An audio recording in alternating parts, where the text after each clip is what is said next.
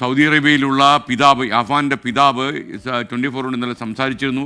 മകന് സാമ്പത്തിക പ്രശ്നങ്ങളില്ല എന്നാണ് അദ്ദേഹം പറയുന്നത്. ഇന്നലെ UAE സമയം വൈകുന്നേരം 4 മണിക്കാണ് കൊലപാതകത്തിന് വിവരം അദ്ദേഹം അറിഞ്ഞത്. വിസിറ്റിംഗ് വിസയിൽ സൗദിയിലേക്ക് മകൻ വന്നിരുന്നു. വളരെ സന്തോഷത്തോടെയാണ് അഫാൻ വിദേശത്തു നിന്ന് മടങ്ങിയത്.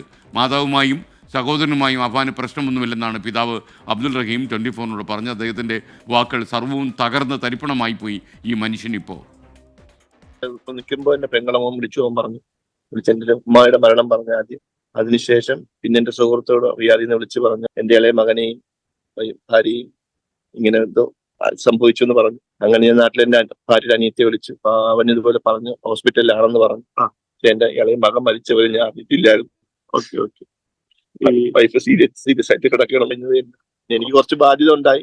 ആ ബാധ്യതയൊക്കെ നമ്മുടെ വീടും വരെ വിൽക്കാനുള്ള ശ്രമത്തിൽ നടന്നുകൊണ്ടിരിക്കുകയായിരുന്നു. വിറ്റ് കടങ്ങൾ തീർക്കാനുള്ള ശ്രമത്തിലായിരുന്നു. ബന്ധുക്കൾ ഇങ്ങനെ എന്നെ പറഞ്ഞു ഇതുപോലെ എന്റെ സുഹൃത്തുണ്ട്, ഇങ്ങനെ ഒരു സ്കൂട്ടറിൽ കറങ്ങും, ബൈക്ക് കറങ്ങുന്നുണ്ടെന്ന് പറഞ്ഞ് ഞാൻ പറഞ്ഞു. ഇപ്പൊ ലോകം എങ്ങനെയല്ലേ, ആണും പെണ്ണും ഇങ്ങനെ ജീവിക്കുന്ന നാടല്ലേ, അതൊരു വിഷയാക്കേണ്ട കാര്യമില്ല എന്ന് പറഞ്ഞു. വിഷയാക്കേണ്ട കാര്യമില്ല, അവര് ചിലപ്പോൾ സ്കൂളിൽ പഠിക്കുന്ന കുട്ടിയാവാം, അല്ലെങ്കിൽ എന്താണെന്ന് എനിക്ക് അറിയത്തില്ല.